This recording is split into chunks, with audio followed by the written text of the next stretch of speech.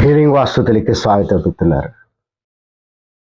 ఈ రోజున మనం ఈ యొక్క స్థాపత్య వేదం అనేటటువంటి సనాతన వాస్తు ధర్మాన్ని ఒక తన సొంతంగా ఇల్లు కట్టుకోవాలి అనేటటువంటి వ్యక్తికి నేర్పించడంలో గల రీజన్, తనకున్న స్థలంలో తన అభిరుచులకు తగ్గట్టు తను నాలెడ్జ్ అప్లై చేసుకొని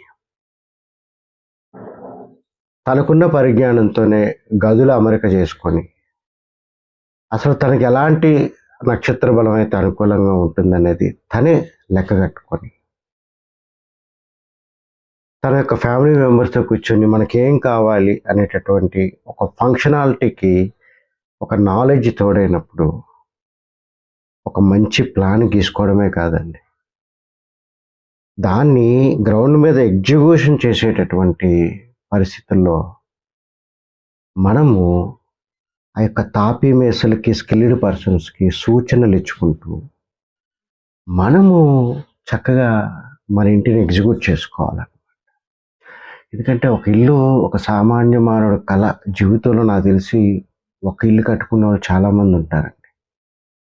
అటువంటి వాళ్ళు స్థలం కొనుక్కొని మళ్ళా ఇల్లు కట్టుకోవడానికి లోన్లు అవన్నీ తెచ్చుకొని ఉన్న బంగారాలు అమ్ముకొని కనీసం మెడికల్కి కూడా ఉండకపోయినా ఒక ఇల్లు కావాలి అనే క్రమంలో ఎన్నో అష్ట కష్టాలు కోర్చి ఈ వాస్తు అనేటప్పటికి వచ్చేటప్పటికల్లా ఎవరు చెప్పింది నమ్మాలో ఎవరు చెప్పింది నమ్మకూడదో తెలియని అయోమయ స్థితిలో వాళ్ళు ఉండిపోయారు. అలాగని తాపీ మేస్త్రుల్ని నమ్మలేరు, అలాగని చుట్టుపక్కల ఒక్కొక్కరు ఒక్కొక్క రకంగా ప్రచారం చేస్తున్న దాంట్లో దేన్ని నమ్మాలో తెలియక గుడ్డిగా ఒకరు ఫాలో అయిపోయి ఏదో మంచి జరుగుతుందని చెప్పి ఆశిస్తున్నారండి. ఇవల్ల ప్యూరెస్ట్ ఫామ్గా ఉన్న దీన్ని కేవలం మనం 15,000 రూపాయలకే ఇవ్వడంలో గల ఉద్దేశం కూడా వాళ్ళకి ఆ నాలెడ్జ్, దాని యొక్క ఎసెన్స్ మనం నేర్పించాలి. అసలు వై వాస్తు, ఎందుకు ఈ స్థాపత్యవేదం దాన్ని చేసుకోవాలి. ఇంటి లోపల ఉన్నటువంటి ఆ యొక్క వాతావరణంలో మనం ఉండడం ద్వారా మనకు మంచి ఆలోచన కలుగుతుందండి, ఇంటి ద్వారా సంప్రాప్తం అవుతుంది అనమాట.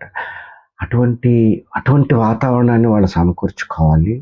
అది నాట్ ఓన్లీ లెక్కలు కడితే కాదండి, ఆయాది లెక్కలు కడితే కాదు, దాన్ని మనం ఎగ్జిక్యూట్ చేయాలి. అందువల్ల 15,000కే ధర్మాన్ని నేర్చుకోండి, మీరు సంతోషంగా ఉండండి.